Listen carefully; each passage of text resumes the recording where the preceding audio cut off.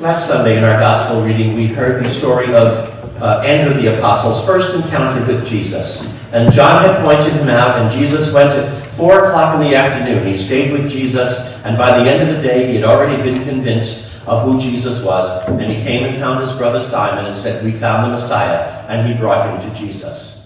And we mentioned that Andrew has the privilege of being the first disciple of Jesus. Outside of Mary and Joseph and the people involved in the Nativity story, the first person to hear Jesus preaching and believe in him and follow him was St. Andrew. And he's the patron saint of the entire Orthodox community, the Russian and Greek Orthodox churches. And they have given Andrew a special title in Greek. They call him the Protoclete, which means the first called. So Andrew had a great privilege there.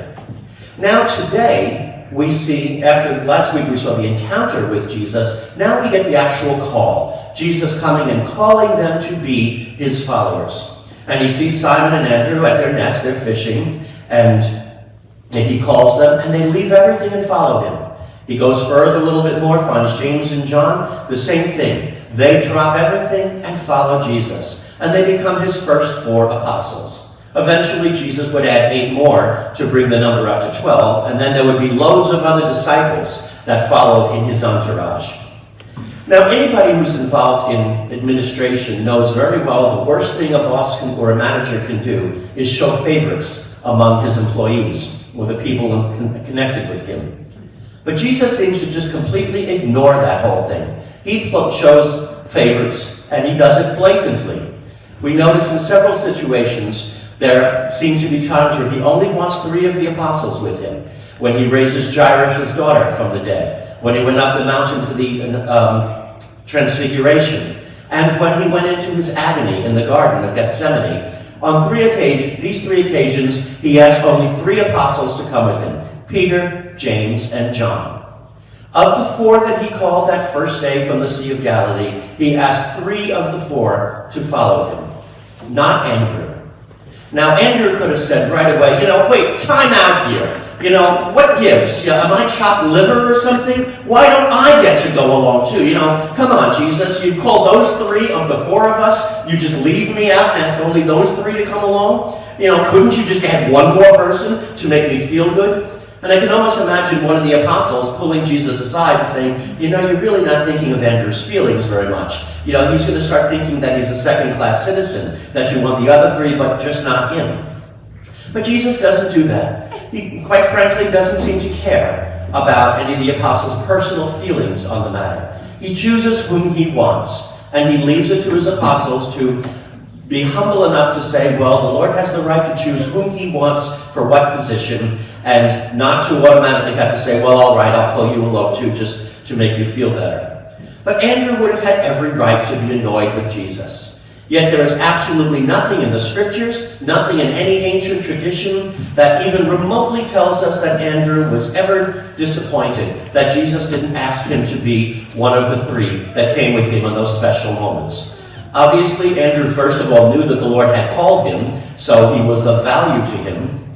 But he must have said to himself, well, the Lord has his reasons. Maybe there's something unique about these 3 men that are going to make a difference in these moments, and he's grooming them for that. And the Lord will have other things for me to do, and I will just do what the Lord asks me to do, without feeling bad that he was made second fiddle to his brother or anything like that. He just did whatever Jesus asked him to do, whether or not he got any praise for it, whether or not he was held up as the one of most esteem or anything like that. He simply, quietly, and humbly served the Lord.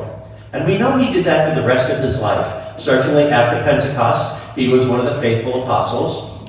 And tradition tells us he taught all around the area of the Black Sea in Russia and in Turkey and then in Greece. And he went to a lot of different places and brought many people to the faith, whether or not people that honored him for it or not. And one of the most beautiful things we discover about St. Andrew's humble fidelity to the Lord is from the story of his martyrdom. It was the year 67 AD, and Andrew was in Achaia, a region of Greece along the Aegean Sea, and the local governor's wife took gravely ill. And some of the members of her household that attended her were Christians, and they had heard that one of the apostles of Jesus was preaching in the area. So they came to Andrew and asked if he would please come and heal their mistress. And Andrew did come and miraculously healed her. Well, the woman was so thrilled and so grateful to God for being healed that she immediately requested baptism and became a Christian.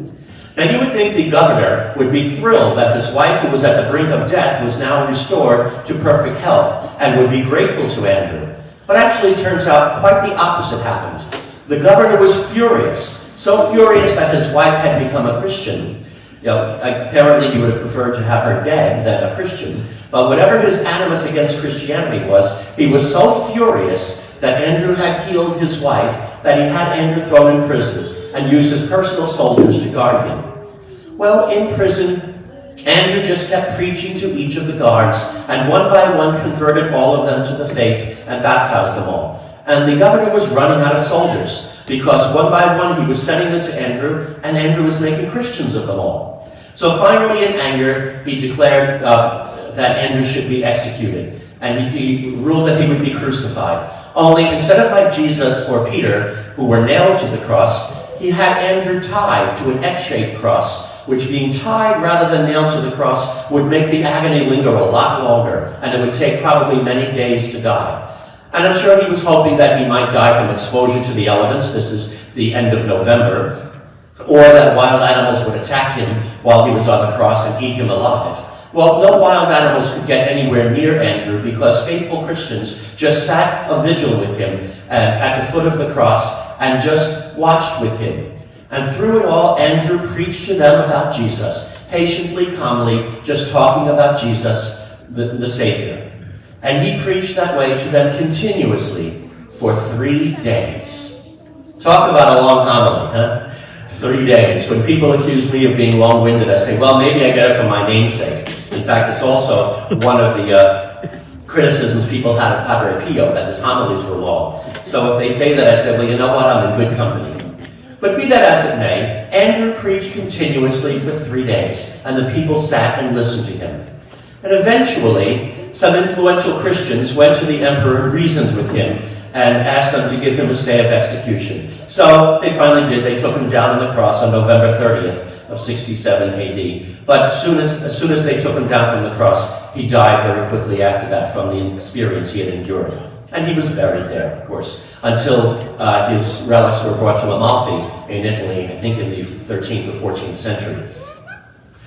But Andrew shows us simply what we are meant to be as Christians, just witnesses of Christ. No matter what happens, whether people listen to us or not, whether they love us or hate us, just bear witness to Christ to everyone we meet.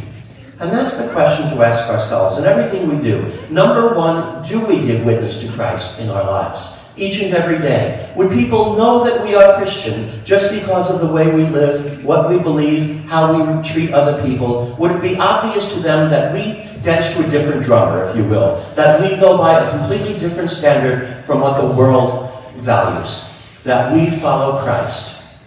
And when we're doing things for Christ, are we doing it purely for Him because this is what the Lord wants us to do? Or are we doing it sometimes for our own glory, which sometimes can be a very hard thing to see, especially when maybe people are not giving us the honor that maybe we think that we should be getting. We all like to be honored, and as pastors we know that, and I try my best to compliment people who do a good job for something here or there. I always try to remember to thank them. But there can be sometimes maybe situations where you don't know what somebody has done, especially like with a group. You have a whole committee that's doing things, and while there are some people who are the ones who are the heads of it all, and obviously the attention naturally goes to them, there will be other people who maybe are working very quietly behind the scenes, doing a lot of the grunt work, but don't demand the attention, and maybe I as a pastor just have never known that that person was part of the group.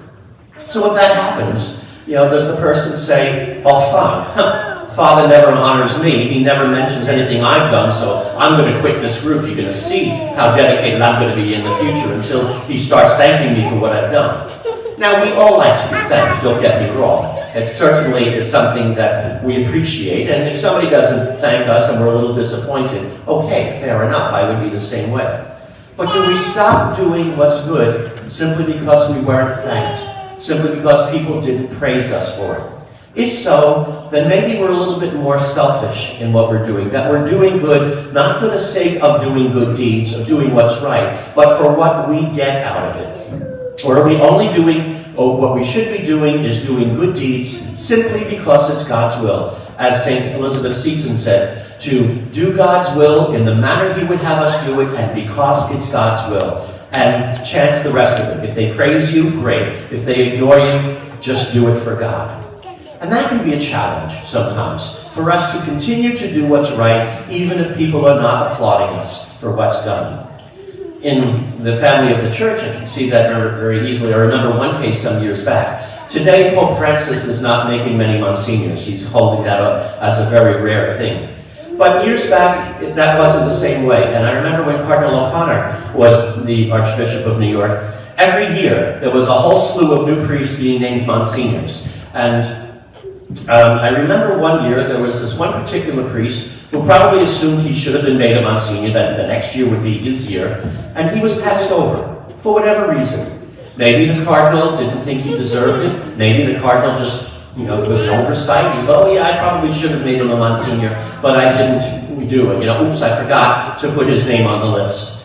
Well, this priest was visibly and verbally annoyed by it, and he let all the other priests know how annoyed he was that he wasn't made a Monsignor. And he said, is the Cardinal not pleased with what I do? Doesn't he notice all my hard work? And if I had an opportunity to sit down with him and talk, I would have tried to charitably say to him, are you doing all the good you do in your parish and to the people you minister to so that you will get praise from them or the Cardinal? Or are you doing it for God because that's what God has asked you to do? The day you ordained, did you not get the greatest title you would ever have, the title of Father? And knowing that as a priest, Christ was going to use you to reach out to His people, that when you baptize somebody, Christ will be baptizing through you. When you forgive somebody's sins, Christ will be forgiving the sins through you. And when you say the words of Jesus at the Last Supper, in the words of consecration at the Eucharist, that Christ Himself will be turning bread and wine into His body and blood at your command, is that not enough reward for you to have that? Do you really need to be named Monsignor and be allowed to go around wearing magenta all day? Is that really what it's all about? Well, we can see that happening, not only in things that we do for the church or things we do in a parish. As I mentioned, people who say, well, if somebody doesn't acknowledge me, I'm just not going to work in that group anymore. But even in our own lives, in our workplaces, for example. Maybe, for example, there's, a position is opening up. And, several people know they're in the running for the position, and you're one of them. And you really hope and pray that you're going to get this promotion. And then the person is selected, and you're not the one who gets the promotion. Well, of course we're disappointed, no question about that. But would we say, fine, well, the boss doesn't want to give me that promotion, you're going to see how hard I'm going to work in the future. From now on, I'm just going to do the minimum necessary to keep my job, and I'm not going to cooperate with everybody else. Well, if so, then maybe we're doing things a little bit too selfishly, and maybe we're taking it too much to heart. Especially if we pray and honestly realize that, when I really look at it, maybe that person really was the best candidate for the job. Maybe he or she had a little bit better skills than I do for it, and to humbly accept that. But even if we feel that there was politics involved in it, and there was sort of a favorites play here or there, to just kind of put that to the side and just say, I'll continue to work hard and do what I do because it's the right thing to do, because it's what Christ wants me to do. Sometimes even we can see that among philanthropists, people with a lot of money, and they decide they're going to be very generous with their money, but they don't do it calmly and humbly. They do it with a lot of pride and a lot of ringing the bells before them. So they may decide they're going to build a new children's wing on a local hospital. And of course, they're giving lots of money to this, and the hospital is thrilled. The community loves the fact that they're now going to have a children's wing on the hospital. But with the gift, there are a lot of strings attached. First of all, it has to be named after this guy. His name has to be on the such and so wing of such and such a hospital. And he's also calling the shots and demanding that everything be done exactly the way he wants it to be done. And if somebody says no to him, then he threatens to pull back the funds and say, fine, if you don't do it my way, I'm not giving you the money. and forces then the people to have to kowtow to him and do things his way, because otherwise he won't give them the money. Well, I think we could all see that there's a lot of selfishness going on in that. And what may look like generosity towards the people and meeting a good need in the community, saying, you know what, we need a children's hospital wing on the hospital here to take care of our sick children. Maybe that's less important to him than his own glamour and seeing his name on a wing of a building. Even sometimes in our own everyday lives. Let's say you have somebody who asks you to do a favor for them, and you do. Maybe they're moving or something like that, and you give them a whole day, and you're packing up boxes with them, and you really work very hard for them, and they thank you. They're very grateful for what you've done. And then the day comes that you have a need, and you call them and say, you know, listen, I could really use your help today. Can you help me out? And they say, gee, I'm sorry, I'm just not available today. Do we understand that? Or do we end up saying, I was there for him when he needed me, and now he's not there for me? Well, you're going to see how busy I'm going to be the next time that person calls me and asks me to do something. Oh, no, I'm going to be busy rearranging my sock drawer or something like that. I'm never helping that person again. And if we do that, then maybe we're really not helping people out of the goodness of our hearts, but we're discovering that we're doing it to manipulate people, to get them beholden to us, that we do favors for others so that they will be in a position where they have to do a favor for us. And if that's the case, then we're not really serving people and helping people because it's the right thing to do. We're manipulating them, and we're trying to put them in a position where they owe us. And of course, true love doesn't do that. St. Andrew did not do that. He didn't say, I'm not preaching about Jesus until he lets me be one of the big guys or anything like that. He just did what he had to do. And that's the challenge for each of us today, to look at our lives and say, the good things that you and I do for people every day, do we do it out of the goodness of our hearts, or do we do it expecting praise in return? And it's nice when we get praise, certainly, don't get me wrong. And if somebody doesn't thank us, we can feel a little sad about that. It's like, gee, it would have been nice if they had praised me, just said thank you, a little something would have been appreciated. But if that happens and we say, well, they're not praising me, so I won't do any good in the future, then we've kind of gotten a little derailed, and maybe our good deeds are not for the purpose of doing good deeds, but for the purpose of our personal praise. May St. Andrew today be our model and example of how to just be a faithful and humble servant to the Lord, and do what the Lord asks us to do simply because it's his will, and to do it the way he wants us to do it. And if so, our reward will not be here on earth. We won't ever have to worry that they never named a hall after me, or gave me a plaque, or called me Apostle of the Year, or anything like that. We just did what's right for the sake of doing what's right, knowing that if nobody on the face of the earth applauds me for what I've done, the Lord sees it, and my reward will be great in heaven. And may we desire that the only thing that we get from our good works is not any praise, any gratitude from anyone else, but only, as the Lord had once said to his apostles, rejoice not so much in anything else, but in the fact that your names are written in heaven. May Jesus Christ be praised. Amen. Forever. And tune in next week for a story of somebody who did not do that with God, who insisted on the praise for himself. I'm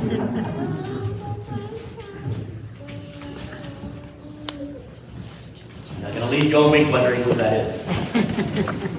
Together let us profess.